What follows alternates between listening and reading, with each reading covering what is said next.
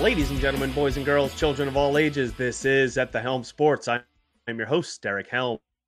Thank you for joining me for episode 116. Please be sure to follow and subscribe on Apple Podcasts and Spotify. Leave those 5-star reviews. If you are watching on YouTube, make sure you're subscribed to the channel. Hit that like button. And in the comment section, tell me, are you playing Tiger Woods this week in Draftkings? Are you planning on betting him in any capacity? Let me know down in the comments. Obviously, that is the big news this week. Tiger is making his 2024 debut in the tournament that he is also hosting, the Genesis Invitational. So pretty excited for that. Another big boy tournament, signature event. So hopefully we can break the string of huge long shot winners winning these tournaments, because my bankroll is seriously hurting because of it. But maybe in a big boy event, we can kind of change that. Now, obviously, last week we did have another long shot winner winning with Nick Taylor.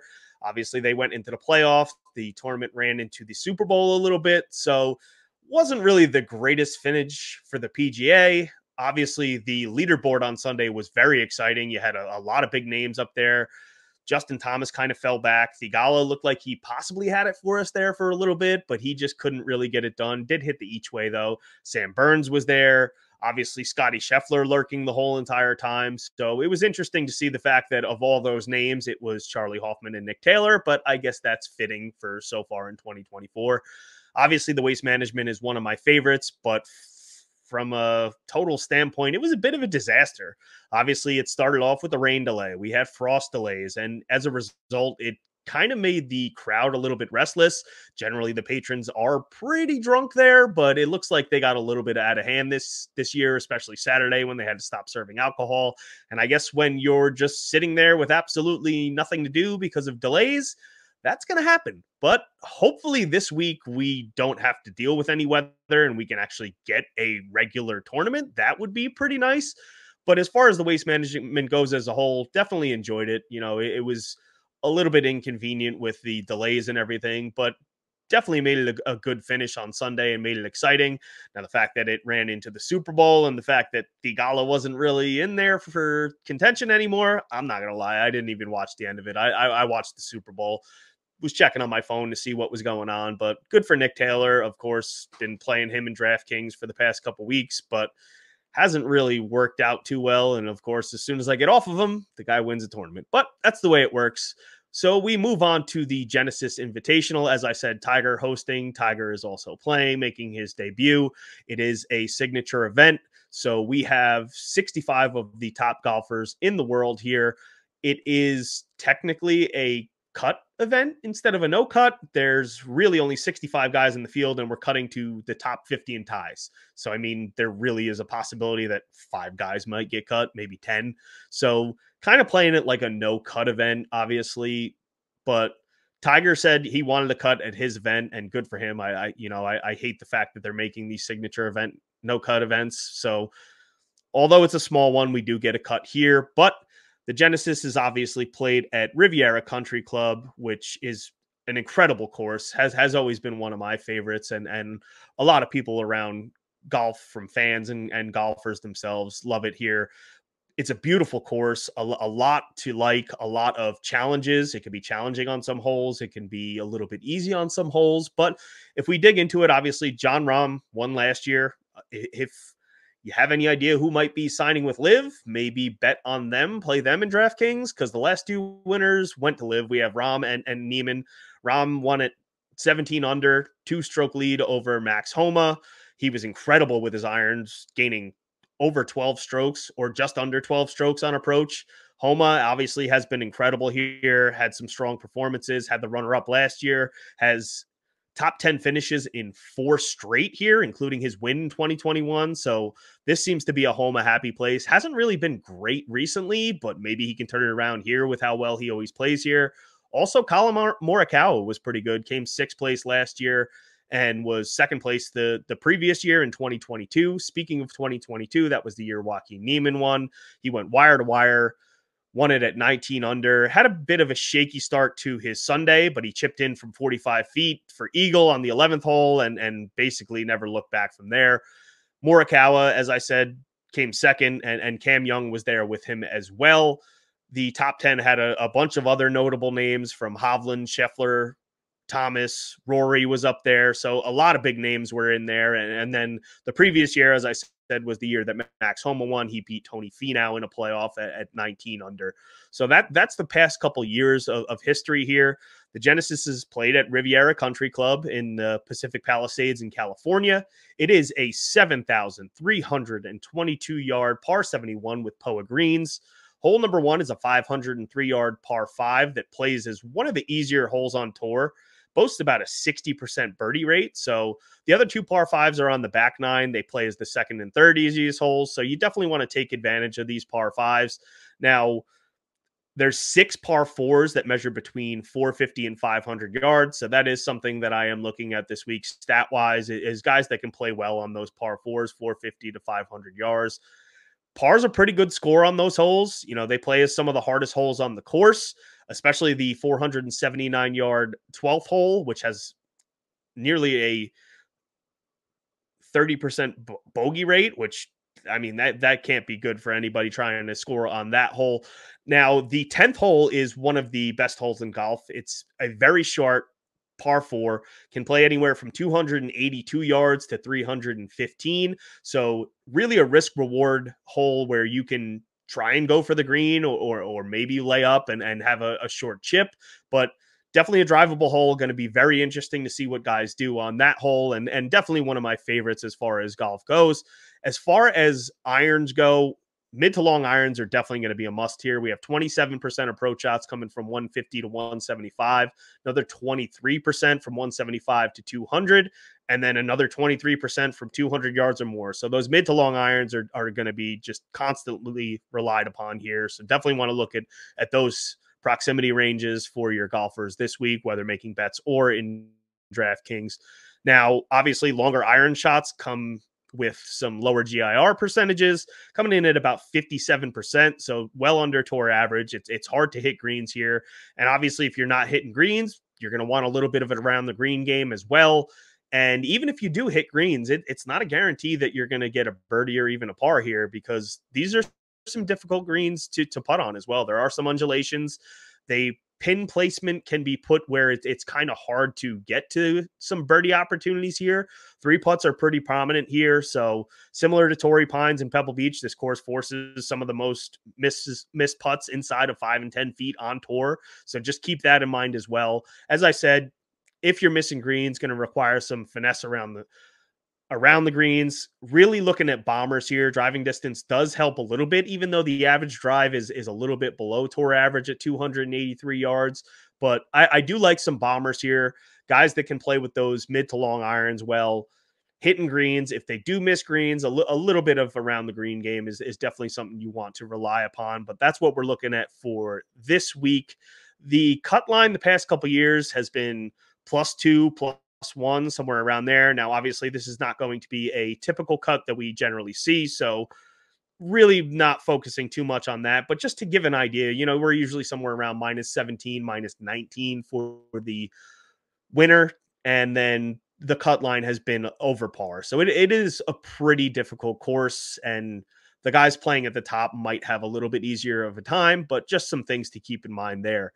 Now, if we dive into the actual player pool, might as well get right into it right away. He's further down the board in the betting odds and on DraftKings, but let's talk about Tiger Woods. Obviously, didn't play much last year outside of this event.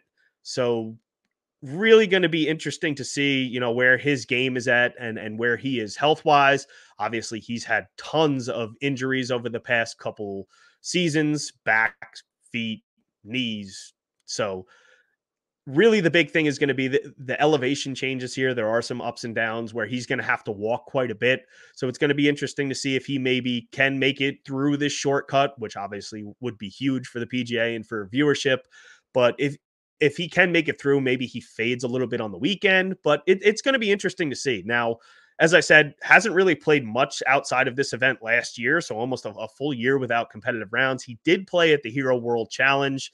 Now, he came 18th out of 20 golfers there, shooting even par. And just in comparison, Scheffler won that event at -20. So he was basically second to last and came even par. So not a great showing, but that's his most recent competitive rounds. He did also play in the PNC Championship with his son Charlie. Again, that's obviously not a PGA event or a signature event, so really not too great there. But last year he shot 1 under and came 45th here, so not too bad. He shot 69, 74, 67, and 73 on Sunday. So started off good, not great on Friday. Started the weekend good, not great on Sunday. So it's going to be interesting to see what he can do here. He was good with the irons and just a little spotty with the driver here. So it is a course that he can potentially play well, but oddly, this is one of the very few courses that he has not won on in his career, which is pretty crazy to say. So, it's a place where he's played a ton and just not really able to get it done. Now, obviously, at this point of his career, it's probably a long shot for him to be able to contend here, but maybe he can sneak into the top 20 if I was looking at anything. Maybe making a top 30 bet on him. I think I saw it at like plus 110, plus 115 in some places. So in only a 65-man field with 50 men making the cut, maybe he can sneak into the top 30 at plus money. I don't hate that. From a DraftKings standpoint, I kind of don't really want to dive down into the sixes too much. We'll get there with the field, but with Tiger specifically, I do think people will play him, just obviously being Tiger Woods, and how often do you even get to play him anymore? So I don't think he'll be crazy owned, but he'll definitely be one of the higher owned down in this range. At 6,500, I don't think it kills you because it probably allows you to fit more guys at the top, whether you want to go Scotty or Rory or jam in another one of these 9K guys. So from a lineup construction standpoint, I do think it could make some sense. I personally don't know if I'm going to get there this week on Tiger, though. But if we dive into the rest of the field, obviously, big boy field, we have the best players in the world here. Scotty Scheffler up top, 11,500. The guy is just always in contention every single week. It's hard to make a case against him. Now, 11,500 is pretty expensive, but as I just said, this pricing is pretty soft. There's some guys down in the sixes and the low sevens that you can play to make it work. So as of now, I have Scotty starred, but I do have interest in Rory this week, 11,200. It's a place where he's played well. 10th place in 2022, two top fives in 2020 and 2019. Last year, not great. T29, obviously at Pebble, he did not play well, but did play better in the Middle East, has already won over there earlier this year. So been playing some good golf already this year and maybe just had a little hiccup there at Pebble Beach. So I'm willing to go to Rory and might even play him a little bit more than Scotty. Kind of want to see what the ownership comes in on the two of them, but definitely have them both starred for right now. I do like Xander a lot. I like a lot of the top of this board. I think I'm going to try and jam as much of them as I can, but I think I might lean a little bit more balanced builds this week. So I do like these guys. I think Xander can play well here, but he's a huge significant savings off of the top two. So I think he could get a little bit popular here with how well he's played here in the past. And I want to see what the ownership is on him. As far as Victor Hovland goes, 10,000, I think is a good price for him. The issue there is he just hasn't looked right this year. Fired his short game coach after making some improvements in that department last year, and just withdrew last week saying his game isn't where it needs to be. So it's kind of sketchy. A little bit concerned about him. Now, with that being said, he's probably going to come in pretty low owned here, and it's a course where he's played well in his 3 times that he's played here. So you can definitely make a case to go there. I definitely think from a game theory standpoint, it makes a ton of sense, especially if he's half or a quarter of the ownership of these other guys. But as of right now, I don't really think I'm going to go there because obviously Max Homa, 9,800. This is his happy place. Another guy that hasn't really been playing well lately, but I do think he could probably turn it around here. Has played well here with those top tens with the win. So I'm in on Homa.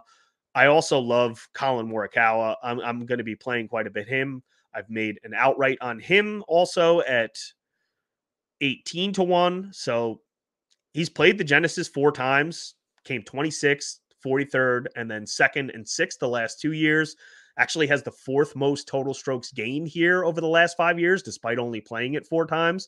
So do like his history here. He missed the cut at the Farmers, but otherwise he's been pretty good this year. He came 5th at Century, 14th at Pebble. He's also obviously a great statistical fit here, 3rd in ball striking, 6th on approach. He's 7th from that 175 to 200 range, 11th from 150 to 175 over the last 24 rounds. So we do like that mid to long iron game that Morikawa provides. He's a pretty good putter on POA and has 2 top 10 finishes the last 2 years here. So hopefully he can get it done again there. And I like him quite a bit here. Now, right below him is Patrick Cantlay, 9,300. I think is really cheap for him. Another guy that plays this course well. I will play him as well, but I do think his ownership gets up there a little bit. So I probably lean a little bit more Homa and Morikawa. And if we get to the guy right below him, Ludwig Aubert, obviously this guy has never played here before. He's making his debut at the Genesis, but it looks like his game definitely fits here. And it looks like his game fits everywhere because the guy has just been incredible since stepping onto the scene last year and especially this year. Had a great start to 2024. He's improved over each of his first 4 tournaments, started 47th at the Century, 30th at the Sony, then the 9th at Farmers, and a 2nd place at Pebble. Just really just missing a couple putts. Hasn't been terrible with the putter. It's just a couple putts here and there that have really kept him out of contention. So he did gain 2.7 strokes on the greens at Pebble. So definitely like that. After losing strokes in 3 events, he turned it around at Pebble, and POA is his best putting surface. So I love Aubert quite a bit. 9,200, I think, is a great price for him. I've also bet him at 22 to 1. So I think we could see a win coming from him at some point this season. And I'm willing to go there in a big boy event. Over the last 24 rounds, statistically, he looks good. 3rd from 150 to 175, 4th in ball striking, 6th on par 4s from 450 to 500, and 10th on approach. He's also 9th in driving distance. So definitely love where his game is at. Now, if we go down a little bit further, actually right below him, Justin Thomas, I'm willing to go there again. The guy has just been extremely consistent over the past several weeks. Just at some point of each one of these tournaments, he's hit a little bit of a lull where he's not really hitting the birdies that he needs to contend, but still right up there at the top in all of these. And unfortunately, yesterday I was tied up at work and missed some of the really good numbers on him for an outright. He was at 28 to start, then 25, 22, missed all that. And now he's down to 16. So unfortunately, I wasn't able to get the outright on him. I've been betting him quite a bit lately, and I'm going to be pissed off if I miss the boat on this one. So I did actually parlay Scotty and him for top 20s. That's at plus 115, I believe. So did want a little piece of JT there. And I love him from a DraftKings standpoint. I expect him to be pretty popular. Now, because I do like all of those guys, probably can't really get to a lot of these next guys, but I think Spieth can be fine here. Finau has played well here in the past. It's a course that probably fits him. I'm fine if Fleetwood hurts me. Burns has been really good too and has some mixed results here. But with the way his game is going, I think you can make a case for him. And then I'm probably skipping over most of those guys. And I will sprinkle in some Thigala. Just, he seems to be a streaky golfer and he's been playing very, very well. Obviously, just not enough to win last week, but still had the top 5. So I'm fine with him there. And then Cam Young, I want to see what his ownership gets to. Obviously, this is a guy that has played well here before, played well last week. So it looks like he's in a good space. But if he's astronomically owned, I'm fine skipping over him. I'm going to play some Wyndham Clark, 8,300. I do think that his game is in a great place. I do think that his game can fit here. Guy that can bomb the ball out there. He can make some putts.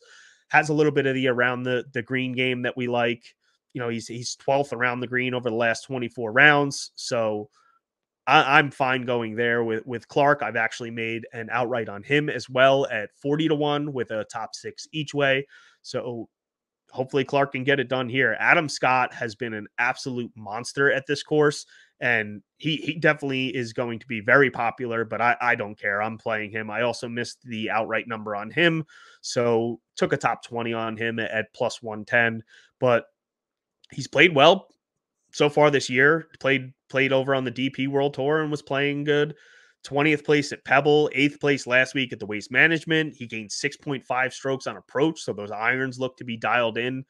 Now, over the last 50 rounds, he's ninth in ball striking, eighth in driving distance, 19th from 150 to 175. All of that is exactly what you want for Riviera.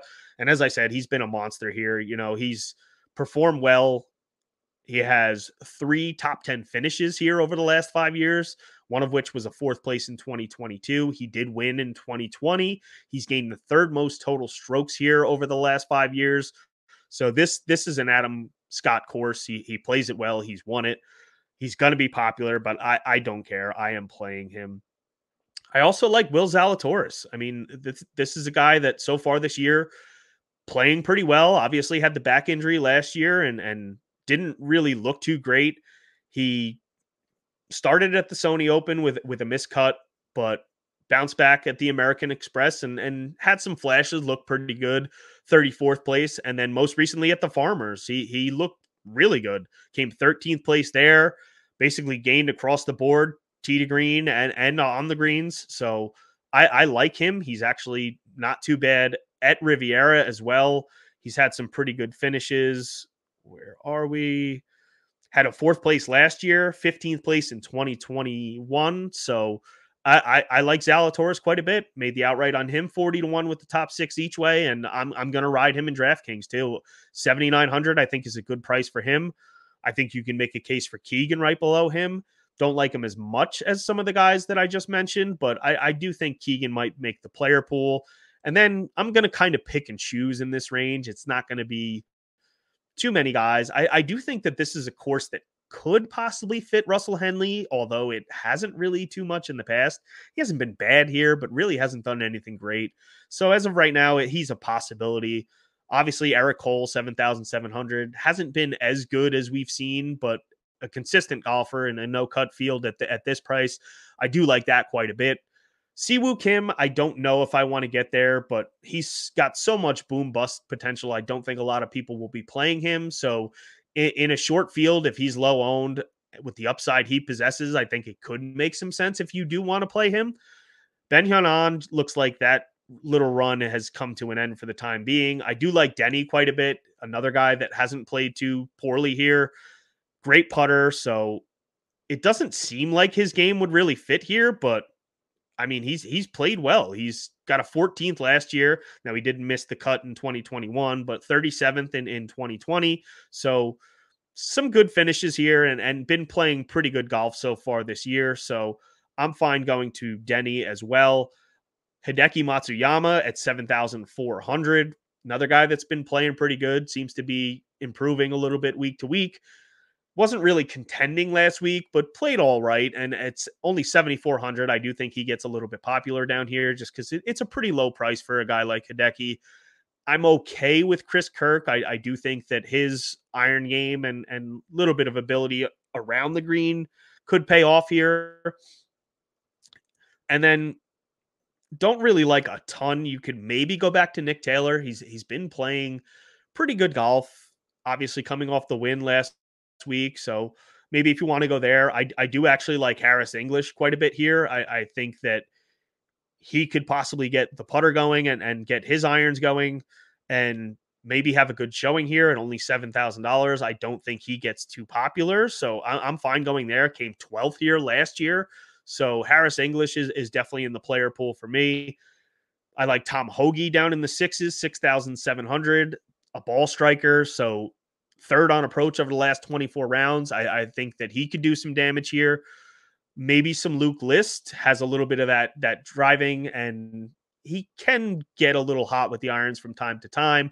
Pretty good around the greens. So I'm fine going Luke List. As I said, probably not getting there on Tiger. I'd honestly probably rather go $100 less than him. As low as I'm probably going to go here is potentially Matt Kuchar. In what's essentially a no-cut event, if I'm trying to jam Rory or Scotty up at the top, I do think that it could actually make a little bit of sense to go to Kuchar. He came 8th here last year, had a 2nd place in 2020. So it's a place where he plays well, strikes the ball well, can find the putter from time to time. So I'm fine going with Kuchar. Won't play a lot of him, but I do think that it's a place where he can play well, and at his price, it makes some sense.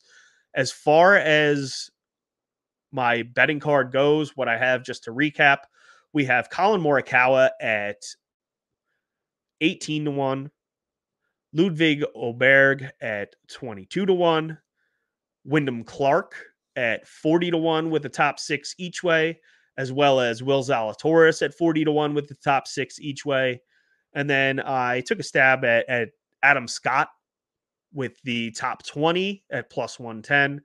And Scotty Scheffler and Justin Thomas parlayed them together with their top 20s, and that comes out to plus 115. Probably throw in a couple more, maybe top 20s or top 30s if there's anything I like. Look at the tournament matchups. So obviously you can check out theHelmSports.com for all the rest of my wagers, or you can also check out The Helm Sports on Substack. You can sign up for the email that'll go right to your inbox, and I will have my final betting card in there, as well as any final thoughts for the week as far as DraftKings goes. All the links to everything, including this podcast and articles, will be in there as well. So definitely check out the newsletter. But should be a good week. Definitely excited for another signature event. Maybe the weather actually cooperates and we get a normal event, and maybe it's not a long shot this week and we can get one of these guys to pay off big time. That would be nice. But that's going to do it for this week. Excited for the return of Tiger. Excited for the Genesis Open. Let's make some money. But I am your host, Derek Helm. And remember, just have fun out there.